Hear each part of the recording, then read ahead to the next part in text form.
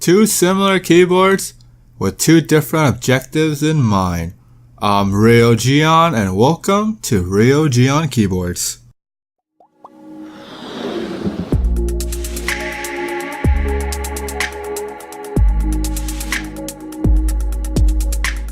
The G710 is the more typically looking keyboard with a professional font but a gamer style exterior, while the Armato has a retro style look with the keycaps bringing us back to the olden days of the typewriter. Both keyboards have a bank of macro keys, dedicated buttons to set macro controls. The Armato has more functions that are set on the F keys, while the G710 only have functions that have their own dedicated buttons. Both have a volume wheel, but keep in mind the volume wheel on the Armato protrudes out, so it may take even more desk space than the G710. The layout of the Armato is a standard layout, so you can have an easier time finding keycap replacement for the keyboard. On the other hand, the G710 has an ISO layout, which is harder to find keycaps replacement for. Personally, I like the layout of the Armato more because it's easier to find keycaps replacement if I plan on doing so in the future. With the G710, it's just harder to find with that bottom row. The G710 has an enclosed design while the Armato has floating key design, but the keyboard is not completely open. I would say the Armato is easier to clean, but it does have a glossy plastic portion that the G710 does. When looking at both keyboards, you would be surprised that the G710 is actually cheaper because it just looks more premium. The keyboard has this sense of everything being well built, while the Armato looks more like something cheaper, mainly due to the media controls and the use of silver painted plastic bits on the keyboard. There is no clear winner, but if it's up to me, I would go with the G710 because it looks like a keyboard that's gonna last me for a very long time. If you're new to the channel and haven't subscribed yet, then hit that subscribe button and turn on notifications for the latest content.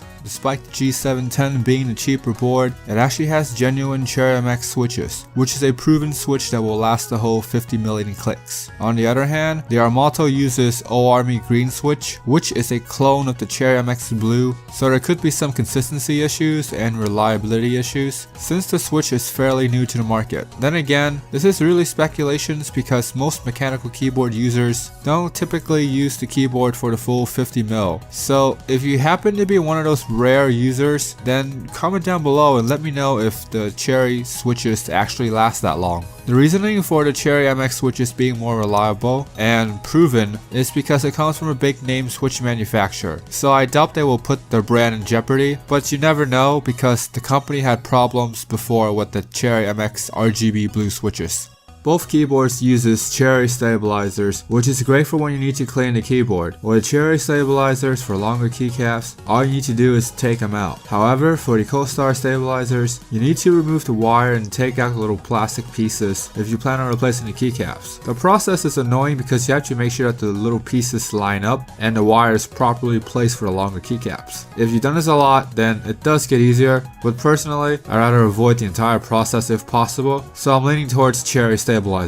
The G710 uses the typical thin ABS keycaps that's found in most gaming keyboards, and to be fair, this is an older keyboard, so I guess we could cut us some slack for using thin ABS. Then again, it is the cheaper of the two. For the Armato, it uses this special keycap that tries to mimic that of the old typewriters, which I honestly believe is the main selling point of the keyboard. This is why you're paying this high premium. If it wasn't for the keycaps, there isn't really much of a comparison because there would be very little reason to justify why you should be picking the Armato over the G710. The keycap on the Armato is also made from ABS plastic, and the same can be said for the silver painted plastic trims around each keycap. At least this is what I'm led to believe because the craftsmanship is rough and the keycap seems to be quite flimsy. If you own the Armato, then you need to be gentle around these keycaps because I think they will break pretty easily. The wrist rest on the Armato is magnetic, which I really like because I don't have to worry about the wrist rest breaking. The same cannot be said for the G710, but at least the wrist rest can easily be taken out of. Both wrist rests are made from hard plastic, with the Armato having this sort of sandstone texture that's similar to the OnePlus One. I know that there are people that love this texture because it makes the phone grippy, but when you're typing or gaming a lot, then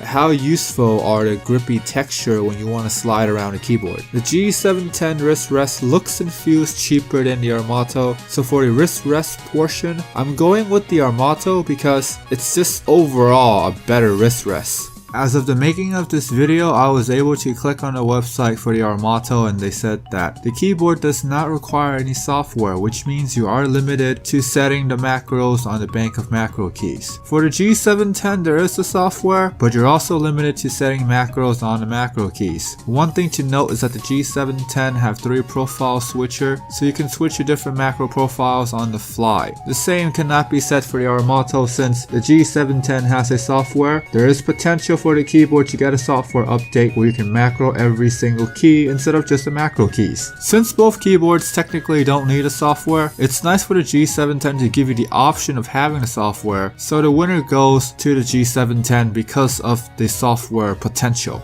The Armato uses the clone switch of the Cherry MX Blue, which feels nice and smooth to type on. It also feels lighter than the Cherry MX Blue. The G710 uses authentic MX Blue switches, which feels more precise and crisp. So if you want a lighter clicky switch, then go with the Armato. But if you want a switch that gives you more confidence when you're typing, then go with the G710. The one thing that sets both keyboards apart is my willingness to continue to type on the keyboards. While the Armato has a lighter feeling clicky switch that I wanted, it was the keycaps that makes it harder for me to type on. With the G710, I find myself coming up with excuses to type on the keyboard, which is a big plus because the switch travel is smooth and the transitions between key presses are spot on. I'm sure that if you replace the keycaps with the Armato, you will get a better feeling keyboard, but we're comparing stock keyboards, so personally, I'm giving the win to the G710, but with an asterisk because I'm sure there are people that would prefer the Armato over the G710 if they like the keycaps more.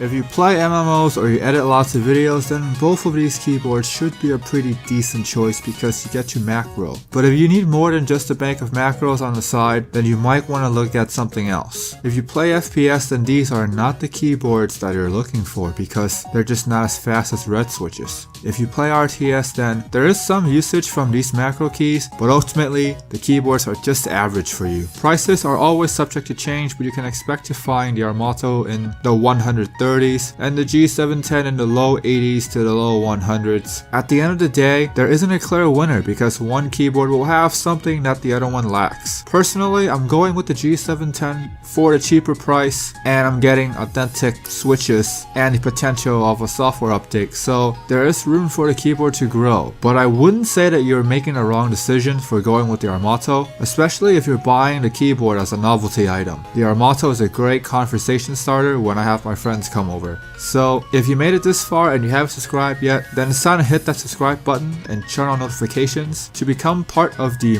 mighty notification squad. As always, have an awesome day.